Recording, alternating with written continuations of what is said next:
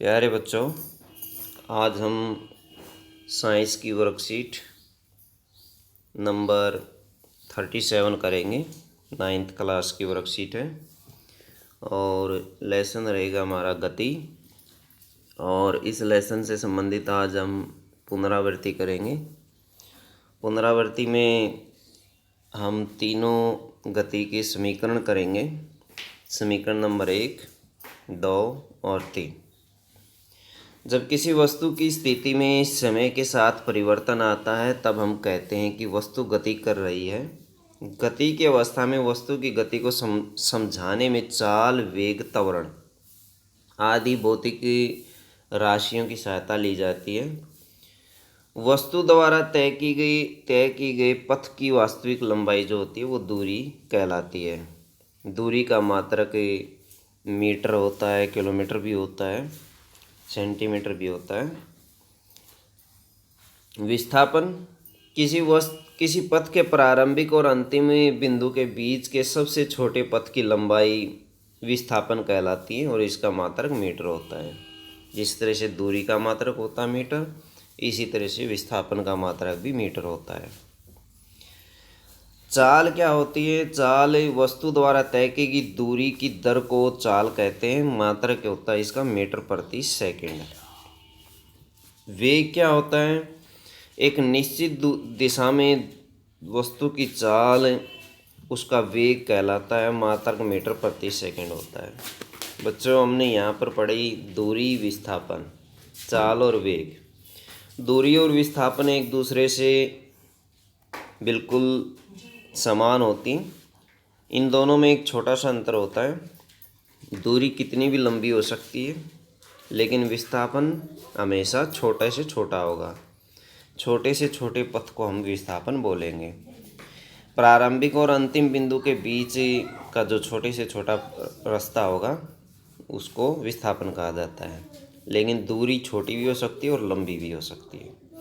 इसी तरह से चाल जो है, चाल किसी भी दिशा में तय की गई दूरी होती है, लेकिन वेग जो है एक वो निश्चित दिशा में तय की गई दूरी होती है। ये देखिए, कुछ चित्र दिए गए हैं। इन चित्रों में देखिए, दूरी समय ग्राफ वस्तु विरामावस्था में है।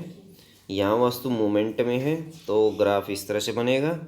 यदि वस्तु रुकी हुई है तो इस तरह से एक्स एक्सिस अथवा एक्स अक्ष के पैरेलल इसका ग्राफ बनेगा। फिर उसके बाद देखिए, यदि वस्तु असमान गति कर रही है, ये एक समान के लिए था, ये वस्तु विराम अवस्था के लिए था। यदि वस्तु असमान गति तय करती है तो उसके लिए ग्राफ इस तरह से बनेगा। पैराबोलिक ग्राफ है ये। गति के समीकरण से संबंधित हम रीड कर रहे हैं, जिसमें u प्रारंभिक वेग है, v अंतिम वेग है, a त्वरण है, t समय है। वस्तु द्वारा तय की गई दूरी वेग समय ग्राफ में घेरे क्षेत्रफल के बराबर होती है। ये इसका क्षेत्रफल आप देख सकते हैं चित्र में। तो इस क्षेत्रफल से आप ज्ञात कर सकते हैं वस्तु के द्वारा तय की दूरी। त्वरण क्या होता है? देखिए, वेग में परिवर्तन की दर को त्वरण कहते हैं। यदि किसी वस्तु की कोई चाल है, वेग है, उसमें परिवर्तन आता जाए, या तो घटे चाल, वेग यदि घटे या बढ़े, उसको त्वरण कहते हैं। मीटर प्रति सेकंड के इसका मात्रक होता है। ये पूछा जाता है। सभी के मात्रक याद करें, एग्जाम में पूछे जाते हैं। एक समान चाल जो है, त्वरण यदि शून्य है तो एक समान चाल के लिए ग्राफ ही ये होगा। एक समान त्वरण त्वरित गति के लिए ये ग्राफ बनेगा। असमान त्वरण मंदन गति के लिए इस तरह से बनेगा, नीचे चला जाएगा। और असमान त्वरण के लिए इस तरह से आप ग्राफ बना सकते हैं। जिज्ञासा: दीदी, क्या ऐसी कोई परिस्थिति होती है जहाँ वस्तु की चाल समान हो परंतु त्वरण होता रहे? ज्ञान: ऐसी परिस्थिति एक समान वृत्तीय गति की अवस्था में होती है। यदि एक पत्थर को धागे से बांध कर एक स्थान पर खड़े रहकर समान गति से लगातार घुमाया जाए तो उसकी दिशा में लगातार परिवर्तन होता है, परंतु उसकी चाल समान रहती है। इस प्रकार की गति को एक समान वृत्तीय गति कहा जाता है। तो अब हम करेंगे एक समान वृत्तीय गति। जैसे पत्थर को धागे से बांध लिया, उसको घुमाया, जिस तरह से पृथ्वी जो है वो सूर्य के चारों तरफ चक्कर लगाती है, वो एक समान वृत्तीय गति में चक्कर लगाती है, लेकिन चाल समान रहती है। तो इसमें आप इसकी ये परिभाषा पढ़ सकते हैं। जब एक वस्तु वृत्तीय पथ पर एक समान चाल से चलती है तब उसकी गति को एक समान वृत्तीय गति कहा जाता है। उदाहरण जैसे वृत्तीय पथ पर दौड़ता धावक, पृथ्वी के चक्कर लगाता सैटेलाइट होते हैं जितने भी, वो भी इसी गति से चक्कर लगाते हैं। यदि वृत्तीय पथ की त्रिज्या r है, वस्तु का t समय है और t समय में चक्कर लगाती है, तो वेग v होगा और v बराबर 2πr/t होगा। वेग जो है वो 2πr/t होगा। स्वयं को जांचिए। कुछ प्रश्न है बच्चों। प्रश्न नंबर 1, दूरी तथा विस्थापन में अंतर बताइए। ऊपर दिया गया है। दूरी और विस्थापन की परिभाषा लिख दें इसके अंदर। दूरी जो है वो छोटी भी हो सकती है और लंबी भी हो सकती है। विस्थापन जो है वो शॉर्टेस्ट डिस्टेंस होती है, छोटी से छोटी दूरी को विस्थापन कहते हैं। तो इसकी इन दोनों की परिभाषा इसमें लिखें। गति के तीनों समीकरण लिखिए। ऊपर दिए गए हैं तीनों समीकरण आप लिख सकते हैं। ऊपर दिए गए हैं तीनों समीकरण, ये जो हैं तीनों समीकरण आप क्वेश्चन नंबर 2 में लिखेंगे और क्वेश्चन नंबर 1 में ये वाला आप ले लेंगे।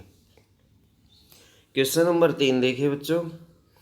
एक समान वृत्तीय गति के 3 उदाहरण बताइए। 2 उदाहरण तो इसमें दिए हुए हैं। वृत्तीय पथ पर दौड़ता धावक, पृथ्वी के चक्कर लगाता सैटेलाइट और पृथ्वी सूर्य के चारों तरफ चक्कर लगाती, ये भी आप लिख सकते हैं। और एक धागे वाला एग्जाम्पल भी आप लिख सकते हैं। धागे को पत्थर से बांधकर घुमाना भी एक समान वृत्तीय गति का उदाहरण है। और भी आप लिख सकते हैं। यदि एक एथलीट 100 मीटर की त्रिज्या वाले एक ट्रैक का चक्कर 1 मिनट में लगाता तो उसकी चाल का परिकलन कीजिए। तो क्वेश्चन नंबर 4 में सूत्र लगाइए ये वाला आप। v बराबर 2πr/t।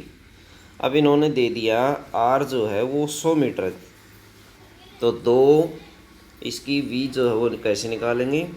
2 × 22/7 और गुणा हो जाएगा 100 और बटे में हो जाएगा जो t है, समय जो है वो 1 मिनट दिया गया है।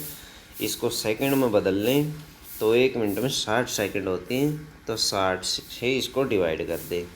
तो अगर ये कटता है तो इसको काट ले 0 से 0 और 2 से कट जाएगा 3 पे, और फिर नहीं कटता है तो इसके मल्टीप्लाई करके लिख दें, डिवाइड कर दें। 220 हो जाएगा ऊपर और नीचे आ जाएगा 21। इसको 21 से आप डिवाइड करेंगे तो इसकी चाल निकल जाएगी। तो ये थी बच्चों आपकी वर्कशीट। तो इसको कॉपी में तैयार करें।